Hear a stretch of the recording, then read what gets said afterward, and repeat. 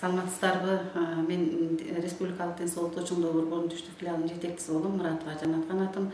Мен сиздерге ушул изоляция учурунда кантип тамактануу, кантип туура тамактансак биз ар кандай оорулардын алдын алабыз жана сергек жашайбыз. Ошол тууралуу мен сиздерге маалымат бергим келип жатат. Азыркы коронавирус капталып пандемия болгон учурда ушул калктын карантин учурда, изоляция болгон учурда кандай тамактануу керек? Ошол жөнүндө айтып кетким келет.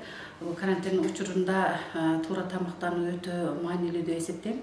Анткени биздин туура тамактануубуз менен иммунитетибизди көтөрүп, ошондой эле ар кандай жугуштуу жана жугуштуу эмес оорулардын алдын алууга жана бөгөт коюуга жакшы жардам берет. Биздин туура тамактанууда мурдагы эле биздин тамактануубузду өзгөртпөшүбүз керек, ошол эле жеген тамактарыбызды эле улантышыбыз керек. Просто ар бир тамактанууда ар бир үй бүлө өзүнүн үй бүлөсүндө болгон режим, тамактануу режимин түзүп алыш керек да. Бул тамактануу режиминде ар түрдүүлүктү эске алыш керек. Тамактанууда маселен биз туура тамактан десе, көпчүлүк эле ушул эртең менен нан менен чай ичип, же болбосо обедте кичинекей бирдемени шамшынып, анан кечке маал ысык тамактарды жешип алат. Ошону туура тамактануу деп ойлонушат да. Бирок бул туура тамактанууга кирбейт. Туура тамактанууда ар түрдүүлүктү сөзсүз болуш керек да. Сиздерге айта кетсем, биринчи бөлүгү бул дан азыктары менен тамактануу, экинчиси майда мөмө чемелер менен, мөмөлөр менен, жемиштер менен тамактануу, төртүнчүсү бул шириндиктер, аз өлчөмдө шириндиктерди пайдаланыш керек. Айта кетсем, мөбө жемиштер менен тамактанууда биз азыр базарларда сатылып атат помидор, бадырым, редиска, ошондой эле картошка, ошондой эле өсүмдүктөрдөн петрушка, райхан чөптөрү, ошондой эле кашниш чөптөр менен кошулуп, ар түрдүү болуп салат жасап даярдап жесе жакшы болот. Бул өсүмдүктөрдө, мөмө жемиштерде булардын составында көбүнчө витаминдер менен, ошондой эле микроэлементтер камтыган. Ошол микроэлементтер менен, витаминдер менен организм камсыз болот.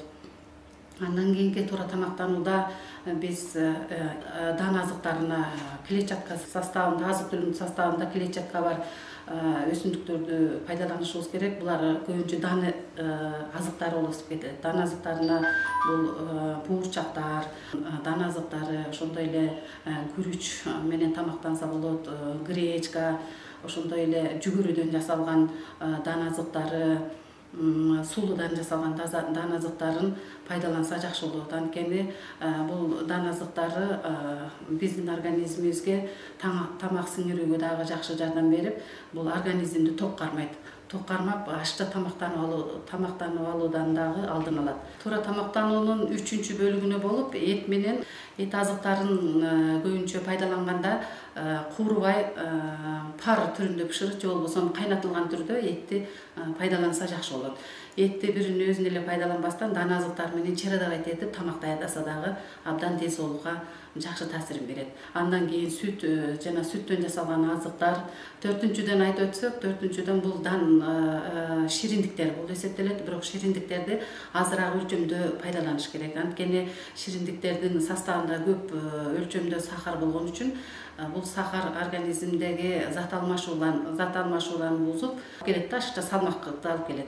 Ошол себептен бул шириндиктерди азыр үйдө печеньелер, торттор, пирожный, ошондой нерселерди азыраак жегенге аракет кылыш керек. Бул туура тамактанууга тузду пайдалануу дагы өтө маанилүү. Тузду көп пайдаланбаш керек. Тузду бир суткасына 5 граммдан ашык эмес туз пайдаланышыбыз керек. Бул тузду тамак даярдаганда аз өлчөмдө салышыбыз керек. Мындай салаттарды мөмөлөр менен, ошо жемиштер менен салат жасаган учурда тузду кошпой эле лимон ширеси менен, же болбосо өсүмдүк май менен азыраак өлчөмдө кошуп салаттарды жасап, тузду кошпой эле жасап жей берсе болот. Тузду бир суткасына 5 граммдан ашык эмес туз пайдаланышыбыз керек. Тамак даярдаган учурда мөмө жемиштерди тазалап жууш керек. Тамак даярдарын алдында сөзсүз түрдө 20 секунддон кем эмес колду самындап жуушубуз керек.